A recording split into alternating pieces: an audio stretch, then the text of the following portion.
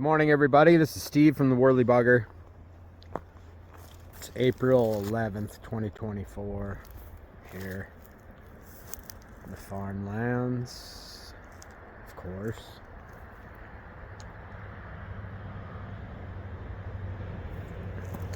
Yakima River fly fishing report for the week.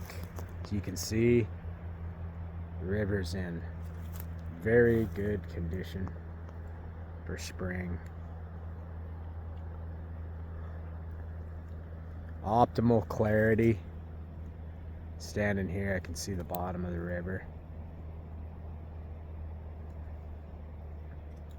Very good for boating or for wading, whichever you want to do. Fishing's been good. It's been pretty consistent.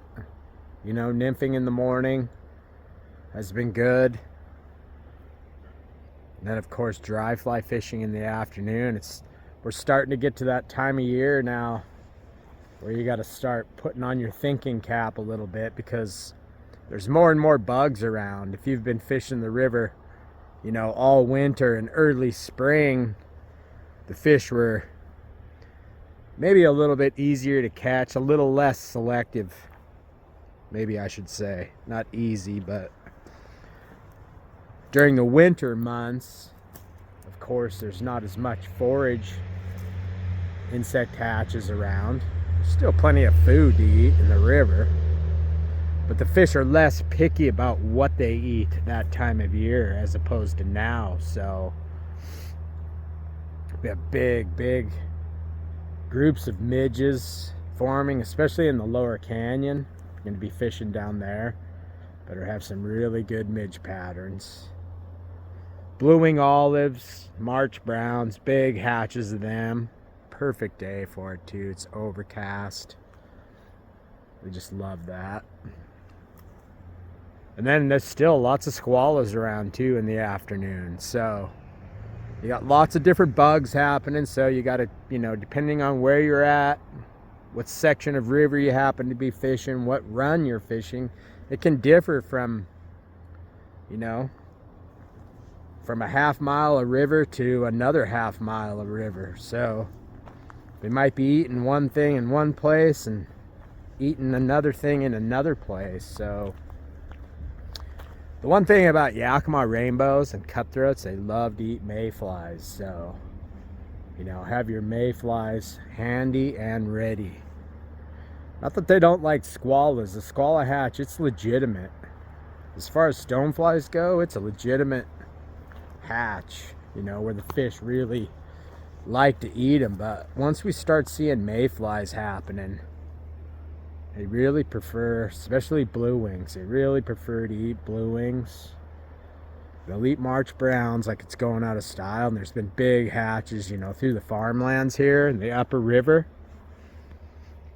3-4 hours worth, where, you know, in the lower canyon, people, we don't fish there a whole lot. It's not really our preferred section of river.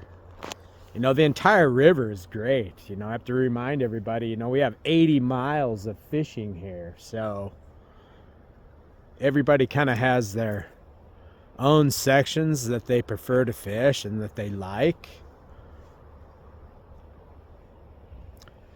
And right now, you know, the staff here, we prefer, you know, the farmland section or the upper river. Just for us, it's a little more interesting fishing. You know, lots of big riffles, different bugs hatching too. Like I was gonna say, people are reporting, you know, like a 20-minute hatch of March browns in the canyon, where upriver it's 3 or 4 hours. You know, so just different substrates, different water types. Excuse me. Lots of riffles. So, you know, once you learn your bugs and you learn the habitat of bugs and what bugs prefer, some bugs are clingers, some are burrowers. So in different sections of the river, you're going to find different populations of those insects. So once you get that all figured out, then the job becomes a little bit easier. That's the, the one great thing about our sport, that's why they call it the sport of kings, the thinking man's fishing.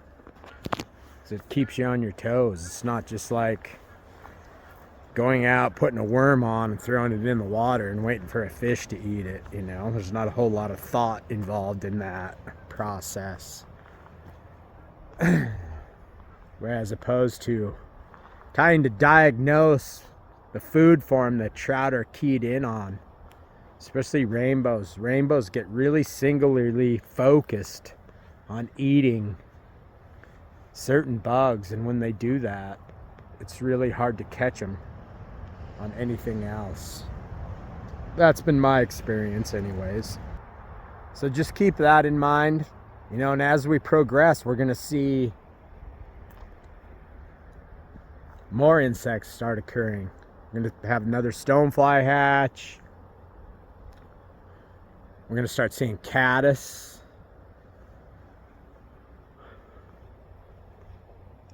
And then the blue wings and March browns, those will continue. In the upper river, we see those well into sometimes, the middle of May, without a doubt.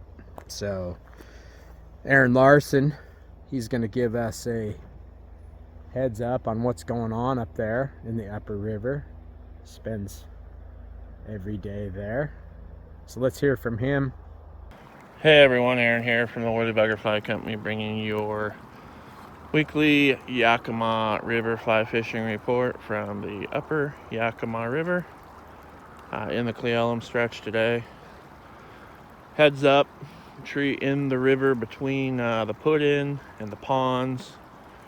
So if you're in this section, keep an eye out for that all the way across the river. You can get around the tip of it if you're paying attention and you don't come up on it too quick, but heads up, there is a tree in the river.